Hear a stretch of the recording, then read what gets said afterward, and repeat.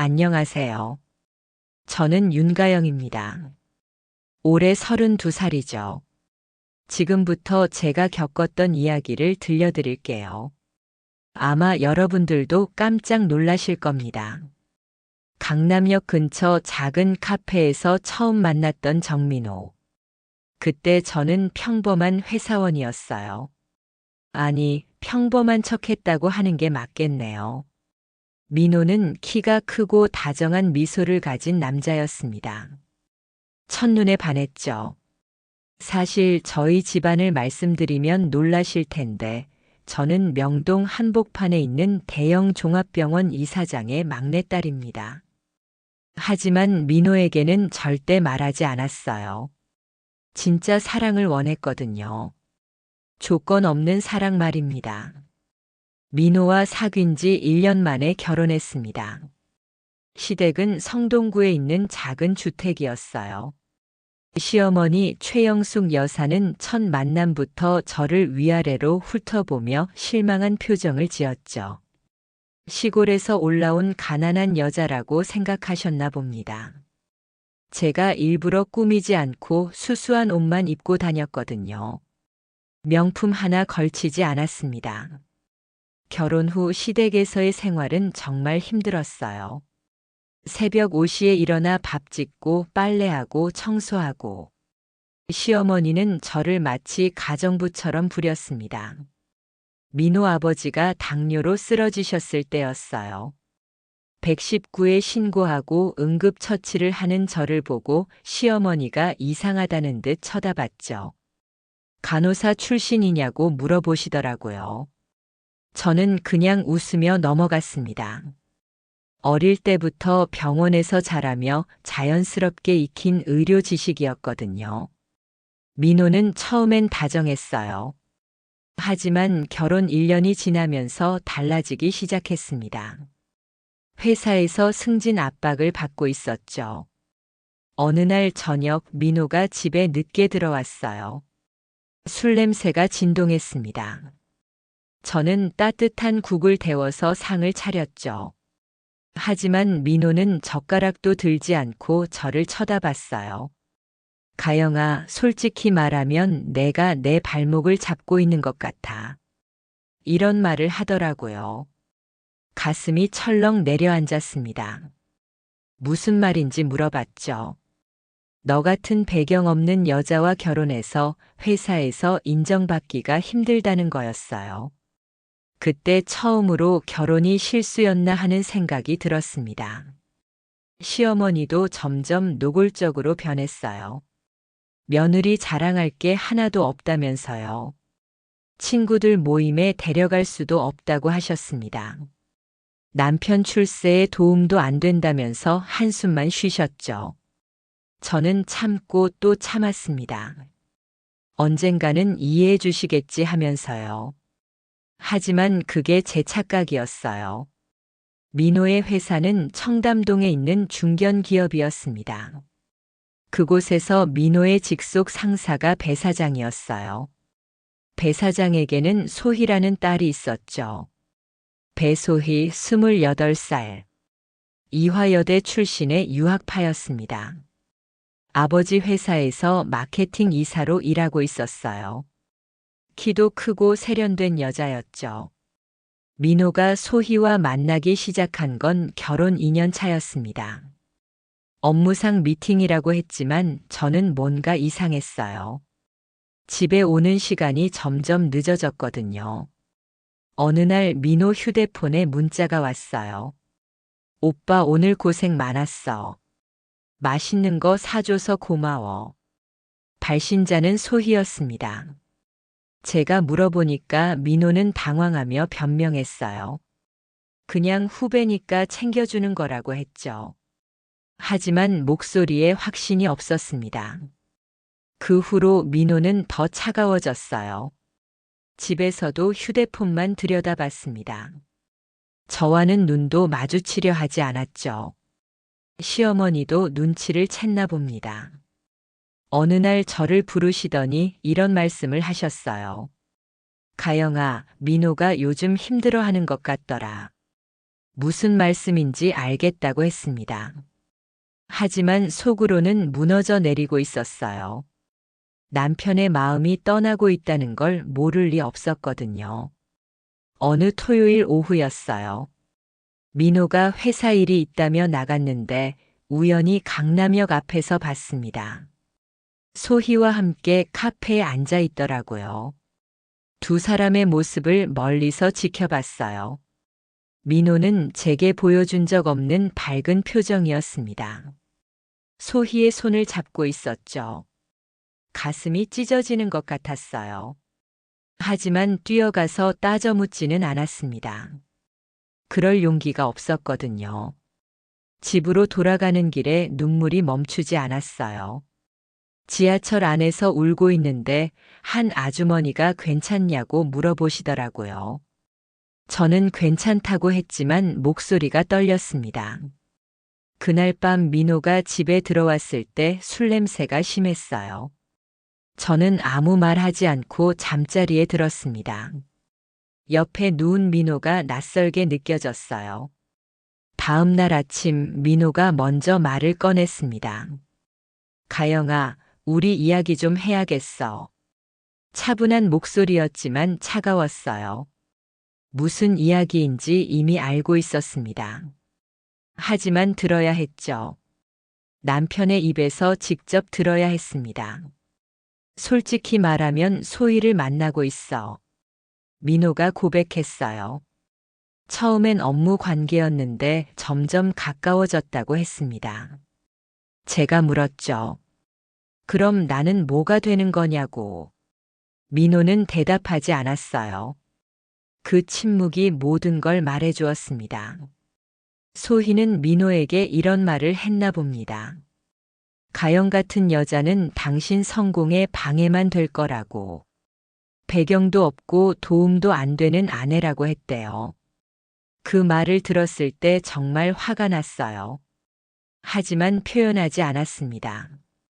제가 누군지 말할 때가 아니라고 생각했거든요. 민호는 계속 말했어요.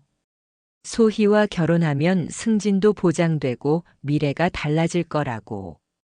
현실적으로 생각해 보라고 했습니다. 저는 조용히 들었어요. 마음속으로는 비웃고 있었지만요. 현실을 모르는 건 누구인지 곧 알게 될 테니까 말입니다. 그날 밤부터 민호는 소희와의 일을 숨기지 않기 시작했어요. 공공연하게 만나고 다녔습니다. 저를 더 이상 신경 쓰지 않았죠. 시어머니 최영숙 여사가 저를 불러내신 날을 잊을 수가 없어요. 동네 찻집이었습니다. 단둘이 앉은 자리였죠. 가영아, 이제 결정할 때가 온 것 같구나. 시어머니의 첫마디였어요. 무슨 말씀인지 물어보니 이혼 이야기를 꺼내시더라고요. 민호가 소희와 만나는 걸 알고 계셨습니다. 오히려 반기고 계셨어요. 소희 집안이 우리 집안에 도움이 될 거라면서요. 솔직히 말하면 처음부터 마음에 안 들었다고 하셨습니다. 가문의 보탬도 안 되는 며느리라고. 이제라도 깔끔하게 정리하자고 했어요. 가슴이 무너져 내렸지만 태어난 척 했습니다. 시어머니는 계속 말씀하셨어요. 이혼해주면 위자료도 넉넉히 주겠다고. 새 출발할 수 있게 도와주겠다고 했죠. 저는 차만 마시며 듣고 있었어요. 시어머니 말씀이 끝나기를 기다렸습니다. 그리고 조용히 대답했죠. 알겠다고. 시어머니가 놀라셨어요. 이렇게 쉽게 승낙할 줄 몰랐나 봅니다. 저는 미소까지 지어 보였어요. 민호가 행복하면 된다고 했죠. 하지만 마음속으로는 다른 생각을 하고 있었어요. 내가 누군지 언젠가 알게 될 거야. 그때 후회해도 늦을 거라고 말이에요. 집에 돌아오니 민호가 기다리고 있었어요.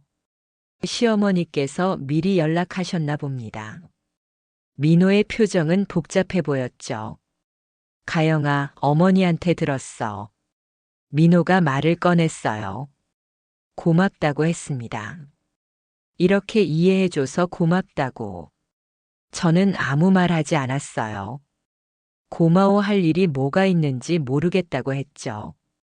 민호는 잠시 머뭇거렸습니다.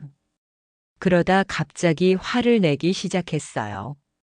처음부터 우리는 안 맞았다고. 나는 소희와 달라서 함께 있으면 답답하다고 했습니다. 소희는 어떤 자리에 가도 부끄럽지 않은 여자라고 했어요. 교양도 있고 배경도 있다고. 저와는 차원이 다르다는 말이었죠. 듣고 있으니까 웃음이 나왔어요. 정말 아무것도 모르는구나 싶었습니다. 하지만 참았어요. 아직은 때가 아니었으니까요. 이혼 서류를 준비하는데 일주일이 걸렸어요. 그동안 민호는 집에 들어오지도 않았습니다. 소희와 함께 있었겠죠. 서류에 도장을 찍는 순간까지도 민호는 미안하다는 말 한마디 하지 않았어요. 오히려 새 출발이라며 좋아하는 것 같았습니다. 시어머니는 위자료로 1,000만 원을 주셨어요. 큰 돈이라고 생각하시는 모양이었죠. 저는 감사하다고 인사드렸습니다. 정말 감사했어요. 다른 의미로요. 짐을 싸는 동안 지난 3년을 돌아봤어요. 정말 힘들었습니다. 하지만 후회하지는 않았어요. 진짜 사랑이 무엇인지 배웠거든요. 마지막으로 시어머니께 인사드렸습니다. 그동안 잘해주셔서 감사했다고. 언젠가 다시 만날 일이 있을 거라고 했어요. 시어머니는 그런 일은 없을 거라고 하셨죠. 저는 웃으며 대답했습니다. 그럴지도 모르겠다고. 택시를 타고 집을 떠나면서 마지막으로 뒤돌아봤어요. 3년 동안 살았던 집이었습니다. 이제 다시는 오지 않을 곳이겠죠. 기사님이 어디로 가냐고 물어보시더라고요. 저는 주소를 말씀드렸습니다. 강남구 청담동. 제가 원래 살던 곳으로 돌아간다고 했어요. 청담동 우리 집 앞에 도착했을 때 아버지가 마중 나와 계셨어요. 윤병호 65살. 대한의료재단 이사장님이시죠. 딸아, 고생 많았구나. 아버지의 첫마디였어요. 3년 만에 듣는 아버지 목소리였습니다. 눈물이 핑 돌았어요. 집으로 들어가니 어머니도 기다리고 계셨어요. 살이 빠진 제 모습을 보시고는 눈물을 흘리셨습니다. 왜 이렇게 고생을 시켰냐며 자책하셨죠. 저는 괜찮다고 했어요. 좋은 경험이었다고. 사람이 얼마나 잔인할 수 있는지 배웠다고 했습니다. 아버지가 화를 내셨어요. 그 집안들이 얼마나 오만했는지 다 알고 있다고. 딸을 무시한 대가를 치르게 해주겠다고 하셨습니다. 저는 아버지를 말렸어요. 복수는 제가 직접 하겠다고. 제 손으로 정리하고 싶다고 했죠. 다음 날부터 병원 일에 참여하기 시작했어요. 3년 동안 쉬었지만 금세 적응했습니다. 어릴 때부터 병원에서 자랐거든요. 직원들이 모두 반겨주었어요. 이사장님 딸이 돌아왔다며 축하해 주었습니다. 정말 오랜만에 느끼는 따뜻함이었어요. 제가 맡은 일은 병원 경영 전반이었습니다. 아버지가 물려주실 일들을 하나씩 배워가는 거였어요. 생각보다 재미있었습니다. 병원 규모가 어마어마했어요. 본원만 1,000병상이고 분원까지 합치면 2,000병상이 넘었습니다. 연 매출이 3천억 원이 넘었죠. 그동안 시댁에서 받은 무시가 얼마나 우스웠는지 깨달았어요. 1,000만 원 위자료를 큰돈이라고 생각했던 그들이 우습기까지 했습니다. 아버지가 말씀하셨어요. 이제 내가 누군지 보여줄 때가 됐다고. 다음 달에 있을 대형 학술 대회에서 공식 발표하자고 하셨습니다. 저는 동의했어요. 더 이상 숨어 살 이유가 없었거든요. 진짜 제 모습을 세상에 보여줄 때가 된 거죠. 그런데 재미있는 소식이 들려왔어요. 민호가 다니던 회사가 우리 병원과 제휴 사업을 추진하고 있다는 거였습니다. 아버지께 자세한 얘기를 들어봤어요. 배 사장이 병원 급식 사업에 뛰어들려고 한다는 거였죠. 꽤 큰 계약이었습니다. 저는 직접 그 일을 담당하겠다고 했어요. 아버지가 놀라셨지만 허락해 주셨습니다. 복수는 직접 하겠다던 제 말을 기억하고 계셨거든요. 며칠 후 배 사장 측에서 미팅 요청이 왔어요. 우리 병원에서 만나자고 했습니다. 누가 올지 궁금했어요. 미팅 당일 로비에서 기다리고 있는데 익숙한 목소리가 들렸어요. 민호 목소리였습니다. 소희와 함께 와 있더라고요. 둘 다 제가 이곳에 있을 거라고는 전혀 예상하지 못한 모습이었어요. 특히 민호는 얼굴이 하얗게 질렸습니다. 저는 태연하게 인사했어요.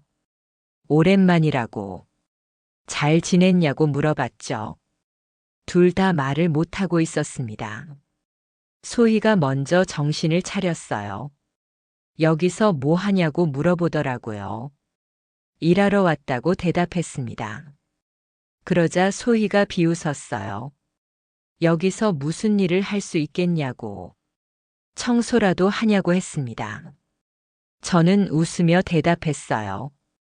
청소는 아니고 경영 쪽 일을 한다고.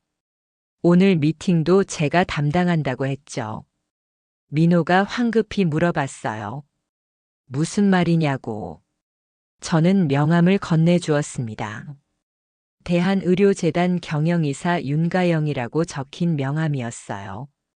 명함을 본 민호와 소희의 표정이 볼만했어요. 믿을 수 없다는 듯이 쳐다보고 있었습니다. 저는 미소를 지어 보였죠. 윤가영 씨가 여기 경영이사라고요. 소희가 떨리는 목소리로 물어봤어요. 아니, 이럴 리가 없다면서 혼잣말을 하더라고요. 저는 친절하게 설명해 드렸어요. 원래 이 병원 이사장이 제 아버지라고. 3년 전부터 경영에 참여하고 있다고 했습니다. 민호가 비틀거렸어요. 벽에 기대서야 겨우 서 있을 수 있었습니다. 그럼 처음부터 거짓말한 거냐고 물어보더라고요. 거짓말은 아니라고 했어요. 다만 굳이 말할 필요를 못 느꼈다고. 진짜 사랑이라면 조건은 중요하지 않다고 생각했다고 했습니다. 소희가 갑자기 화를 내기 시작했어요. 사람을 속였다면서요. 하지만 목소리에 당황감이 역력했습니다. 저는 차분하게 대답했어요. 속인 건 누구인지 다시 생각해 보라고.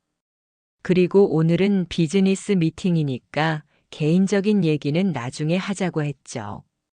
회의실로 이동했는데 분위기가 정말 어색했어요. 민호는 계속 저를 쳐다보고 있었고 소희는 안절부절 못하고 있었습니다. 제휴 제안서를 검토해 봤어요. 조건이 너무 일방적이었습니다. 우리 병원에 유리한 건 하나도 없었죠. 이런 조건으로는 제휴가 어렵겠다고 말씀드렸어요. 다시 검토해서 오시라고 했습니다. 소희가 당황해서 말했어요.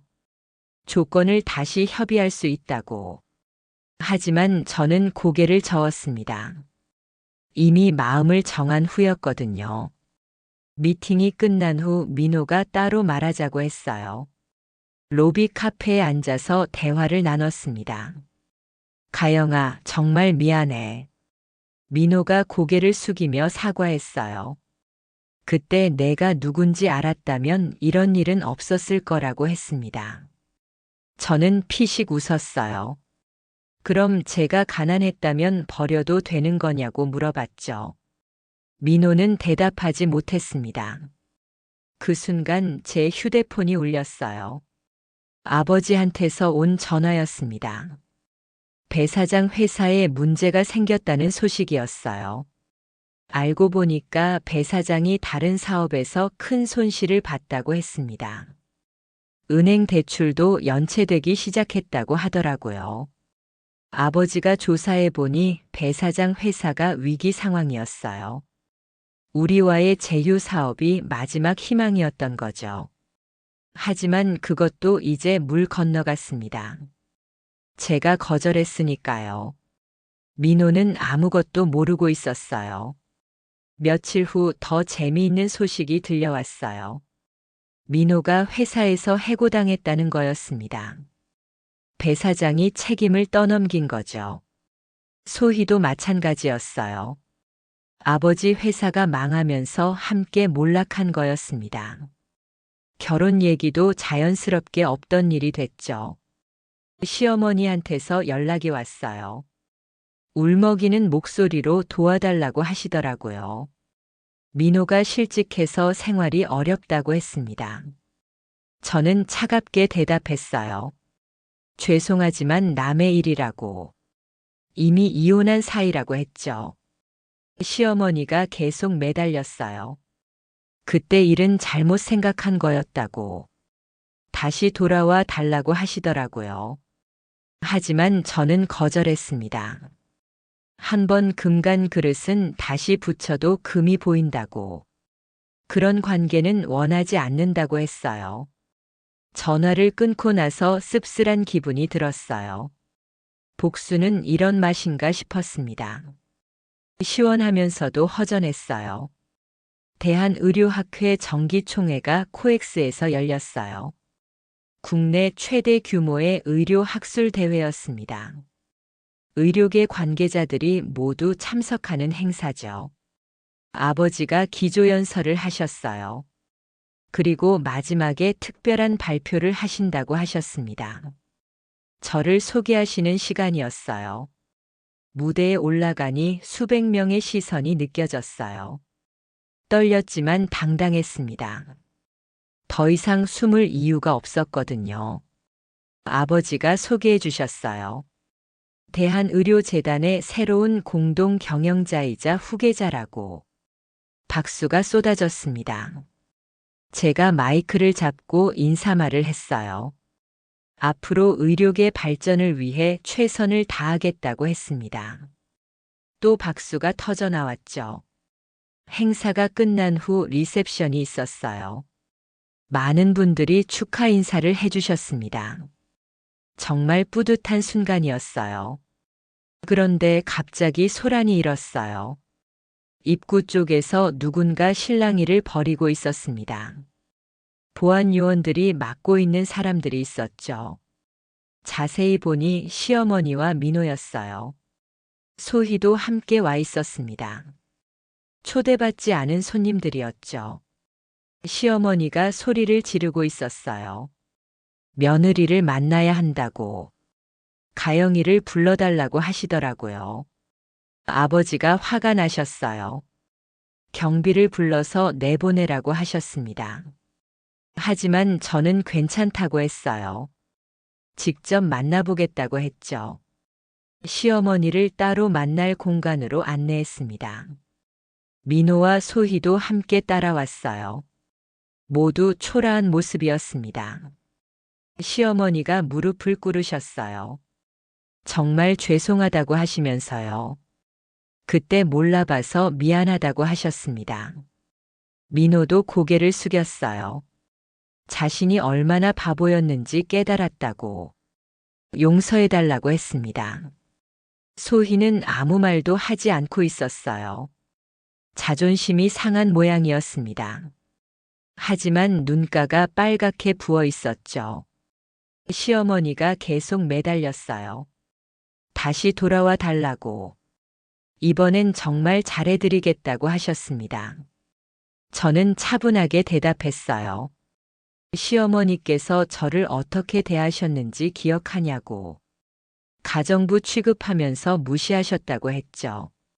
그때는 몰랐다고 하셨어요. 진짜 며느리가 누군지 몰랐다고. 이제라도 알았으니까 용서해달라고 하시더라고요. 민호가 말했어요. 정말 후회한다고. 소희와의 일도 다 끝났다고, 다시 시작할 수 없겠냐고 물어봤습니다. 저는 고개를 저었어요.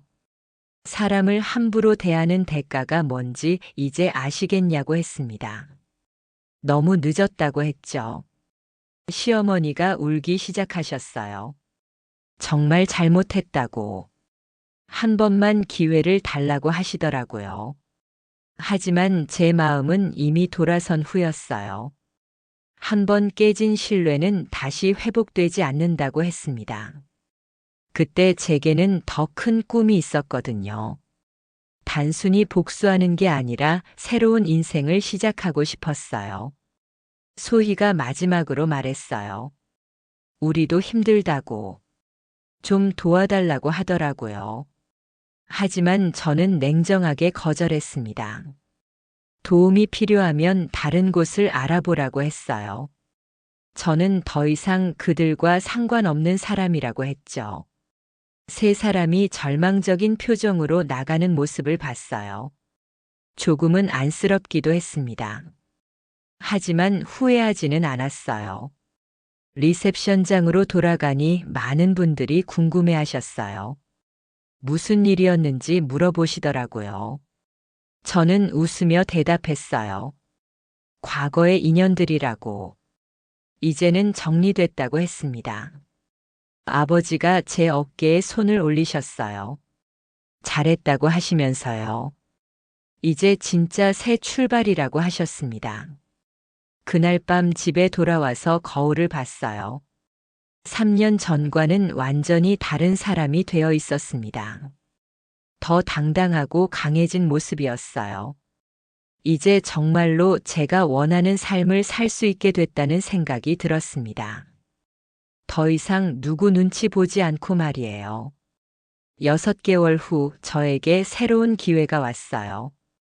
세계보건기구에서 아시아 담당 이사직을 제안해 왔습니다. 제네바 본부에서 근무하는 자리였어요. 아버지와 긴 상담을 했어요. 좋은 기회라고 하시면서도 아쉬워하셨습니다. 이제 막 함께 일하기 시작했는데 떠난다고 하니까요. 하지만 결국 허락해 주셨어요. 딸이 더 큰 세상에서 활약하는 게 자랑스럽다고 하시면서요. 출국 전날 예전 동네를 한번 가봤어요. 민호와 살던 그 집 앞이었습니다. 3년간 고생했던 곳이죠. 집은 비어 있었어요. 이미 다른 사람이 들어와 살고 있는 것 같았습니다. 시댁 식구들은 어디로 갔을까 궁금했어요. 나중에 들은 얘기로는 시어머니는 고향으로 내려가셨대요. 민호는 지방 소도시에서 작은 일을 하고 있다고 했습니다. 소희는 결혼도 못하고 집에서 지내고 있다는 소문이었어요. 한때 저를 무시했던 그 자신감은 온데간데 없어진 거죠. 저는 그들을 원망하지 않았어요. 오히려 감사했습니다. 덕분에 진짜 강한 사람이 될 수 있었거든요. 인천공항에서 출국 수속을 밟는 동안 지난 일들을 돌아봤어요. 정말 파란만장한 시간이었습니다. 3년 전만 해도 사랑이 전부라고 생각했어요. 하지만 이제는 달랐습니다. 진정한 사랑은 서로를 존중하는 데서 시작된다는 걸 깨달았거든요. 비행기가 이륙하면서 한국이 점점 작아지는 모습을 봤어요. 새로운 시작이라는 생각에 가슴이 벅찼습니다. 제네바에 도착해서 새 직장에 출근한 첫날, 동료들이 반갑게 맞아주었어요. 한국에서 온 젊은 이사라며 관심을 보여주었습니다. 제 업무는 아시아 지역의 의료 인프라 구축 사업이었어요. 개발도상국의 병원 설립을 지원하는 일이었죠. 정말 보람된 일이었어요. 가난한 나라 사람들이 제대로 된 의료 서비스를 받을 수 있게 도와주는 거였습니다. 몇 달 후 캄보디아 출장을 갔어요. 새로 지은 병원 개원식에 참석하기 위해서였습니다. 가난한 마을 사람들이 고마워하는 모습을 보니까 정말 뿌듯했어요. 이런 일을 하기 위해 태어난 건 아닐까 싶었습니다. 저녁에 호텔로 돌아와서 한국에 있는 부모님께 안부 전화를 드렸어요. 딸 자랑스럽다고 하시면서 건강 조심하라고 하셨습니다. 그날 밤 잠들기 전에 창밖을 봤어요.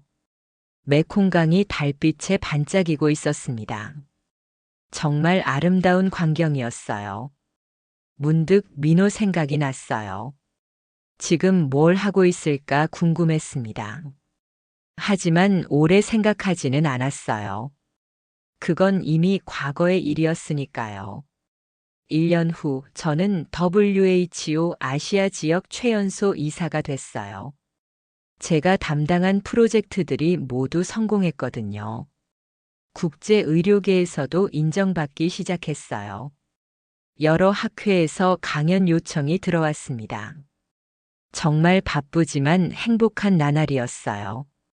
어느 날 한국 신문 기사를 봤어요. 제네바에서 활약하는 한국 여성 의료진이라며 저를 소개한 기사였습니다. 기사를 보니 시댁 사람들도 알게 됐을 것 같았어요. 그때서야 정말로 제가 누구였는지 깨달았겠죠. 하지만 이미 상관없는 일이었어요. 저는 새로운 인생을 살고 있었고 과거에 얽매일 이유가 없었습니다. 2년째 되는 해에 저는 유엔 본부로 자리를 옮겼어요. 더 큰 무대에서 일할 기회를 얻은 거였습니다. 뉴욕 맨해튼의 사무실에서 창밖을 바라보며 생각했어요. 정말 먼 길을 왔구나 싶었습니다. 가끔 후배들이 물어봐요. 어떻게 이렇게 성공할 수 있었냐고. 저는 이렇게 대답합니다.